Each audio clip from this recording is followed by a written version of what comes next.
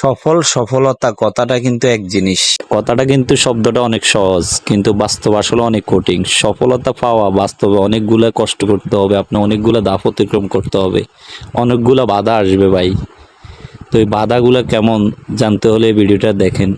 আমরা মিস্ত্রিরা ছোটো থেকে কাজ করতে করতে একদিন স্বপ্ন দেখি একটা দোকান দিব, বড় হব, একটা শোরুম দিব, কিন্তু আজ কিন্তু আমরা পারি না। কেন পারি না? আমি জানি, আমার একটা বিশ্বাস সবারই একই অবস্থা। আমরা কিন্তু মিস্ত্রির থেকে স্বপ্ন দেখি, কিন্তু আজ পয়সাওয়ালাদের কাছে আমরা জিম্মি। পয়সাওয়ালারা আসি, কারখানা দিয়ে ফেলে, একটা দোকান দিয়ে ফেলে, মেশিন কিনে ফেলে, এরপর সিএনজি মেশিন দিয়ে ওরা নকশা দোকান দিয়ে লায়, কিন্তু আমাদের স্বপ্নগুলো আসলে স্বপ্নই থেকে যায়।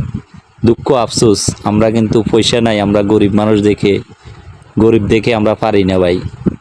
আসলে এগুলো আমার জীবনের কাহিনী না, আমি জানি অনেকেরই জীবনের কাহিনী, সবাইরে। অনেকে স্বপ্ন দেখে আমি একটা দোকান দিব, কারখানা দিব, একটা মেশিন কিনবো। আমরা আস্তে আস্তে করতে গিয়ে কিন্তু সময়টা তেমন পাই না। কিন্তু অনেকে পয়সা নিয়ে আসে, তারা 1 কোটি টাকা, 20 লাখ 30 লাখ টাকা ইনভেস্ট করে তারা একটা কারখানা দিয়ে দিছে, একটা শোরুম দিয়ে ফেলে।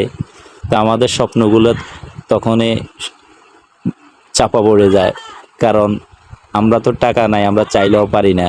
আর আমরা কিস্তি নিয়ে, হালাত নিয়ে, এগুলো কখনোই সম্ভব না। ব্যবসার মূলধন হইল পুঁজি। পুঁজি না থাকলে সম্ভব না। আমরা কিন্তু তিল তিল করে কাজ করি, হয়তো আমরা 4টা কাজ করে খেয়ে যেতে পারি। এটাই, যে সময় মানুষের লেখাপড়া করছে, আমরা করছি কাজ শিখতে অনেক সময় লাগে। এখনকার এত লং টাইম কাজ শিখে অনেক পোলাপাইন এখন আর এই কাজ শিখে না। মিস্ত্রি এই জন্য শর্ট, সকল মেশিন চলে আসছে, কাজের অনেক সুবিধা চলে আসছে। এখন কাজ শিখতে কষ্ট কম, সময় কম লাগে, এরপরও পোলাপাইন পাই না। 500 টাকা দিলেও পাওয়া যায় না। আগে আমরা 35-30 টাকা, 20 টাকা বেতনের চাকরি করছি। অনেকেই নিজের টাকা দিয়ে খাইয়ে কাজ শিখছে, এরকমও আছে। অনেক মিস্ত্রি ফিসে ঘুরিও আমরা কাজও যাইতে পারিনি, নিজের টাকা খরচ করেও কাজ শিখতে গেছি। তো এখন আর ওই দিন নাই ভাই, ঠিক আছে, কিন্তু এখন সব টাকার কাছে সবাই এখন জিম্মি। তো এই যাক, আমাদের স্বপ্নগুলো স্বপ্নে থাকে যায়।